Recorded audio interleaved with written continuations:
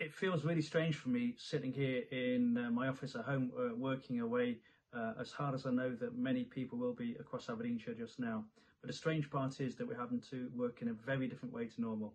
Typically, in an emergency situation like this, I'll be out and about in the midst of things with staff, dealing with things on a day-to-day basis as we go.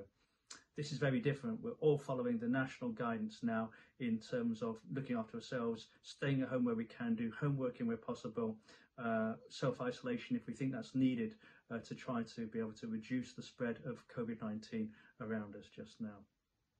So unprecedented times, something none of us have had to deal with before, and that's requiring us all to work in many, many different ways in a way that, again, we've never had to do before. But what I know around me, I see and I hear and I feel is the DNA of Aberdeenshire Council and Aberdeenshire working as it does, looking after each other, looking after ourselves, working well as a team, and just stepping up to the plate to do what is needed.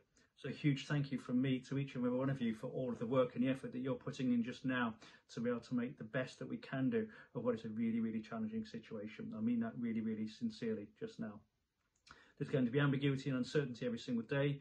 You're going to be asked to do different things, work in a way you've never done before. I'd really sometimes be quite open-minded in terms of what we need to do in that respect. What's important throughout all of that is that you keep yourself safe, you keep your colleagues safe as well. Absolutely clear on that. As an authority, as an employer, that's our number one priority, is making sure that you, in terms of our staff and our community, are safe and secure as we can do. And there's a really difficult balance we're trying to strike here of making sure that we're all following that national guidance, yet at the same time we as a council have got responsibilities as an emergency responder to keep on providing essential services to help people navigate through the coronavirus that's happening around us as well. So we have to be out there on the street, on the ground, in people's homes, doing some essential work still at this point in time. So really big thank you from me for all of you doing that, and a huge thank you to all of the, sort of the bedroom warriors, if I put it that way now, if that's a phrase I can use, of having to just sit at home, cooped up perhaps, and still doing a huge amount of really, really important work. So for that adaptation, that flexibility, that can-do attitude, huge thanks to you, well done to you. We're just at the start of this.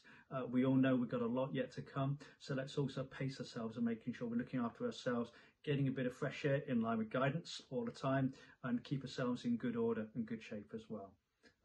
You know your communities well, you know what they need, you know what they want. We know that we need to look after our most vulnerable people really well, so let's keep on doing that.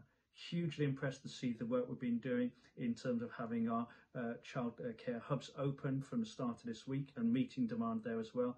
Great engagement with the businesses, virtual meetings in terms of our committees happening as well, and some phenomenal changes taking place in terms of health and care as well. So simply put, thank you, keep it going, and I'll keep in touch with you as we proceed. Cheers.